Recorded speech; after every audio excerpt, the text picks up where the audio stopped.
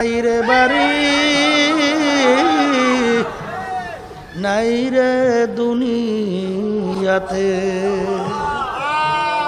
কেউ দৌড়াইবে দোকানে কাপড় কেনার জন্য, কেউ দৌড়াইবে বাজারে বাঁশ কাটার জন্য, কেউ দৌড়াইবে খুন্তা কুড়াল নিয়ে কবর করার জন্য, কেউ দৌড়াইবে আল্লাহু আকবার ইমাম সাবদার হবে জানাজা নামাজ পড়াবার জন্যে।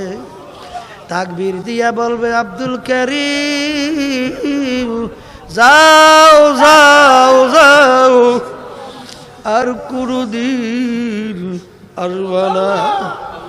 নাফরমান কবরে যাইবে, কবরে মাটি দিয়া যার যার বাড়িতে সে আসবে। নাফরমান ডানের দিকে তাকাইয়া দেখে মাটি, বামের দিকে তাকাইয়া দেখবে মাটি, নিচে মাটির বিছানা, উপরেতে চাপা মাটি, ভাইগা যাইতে পারবা না।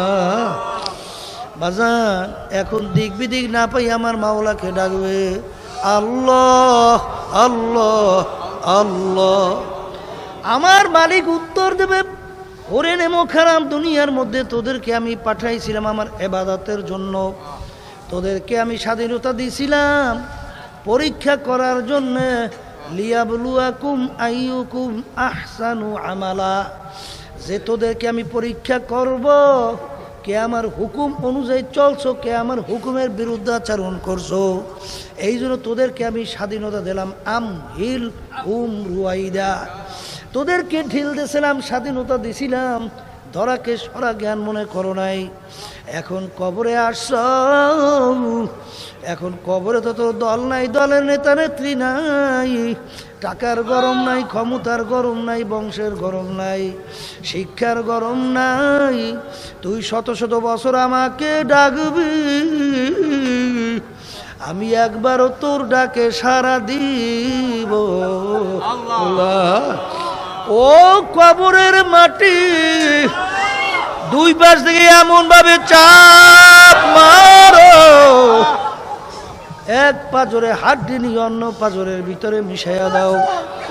আমার কাছে কোনো খাতির হবে না। ও ফেরেশতারা জাহান্নামের সঙ্গে কবরের সঙ্গে সম্পর্ক তৈরি করিয়া দে। জাহান্নামের আগুনের শেষ নাফরমানের কবরটা ভইরা যাইবে। কিয়ামত পর্যন্ত নাফরমানকে জাহান্নামের আগুন উল্টাইয়া ফুলটাইয়া পড়বে।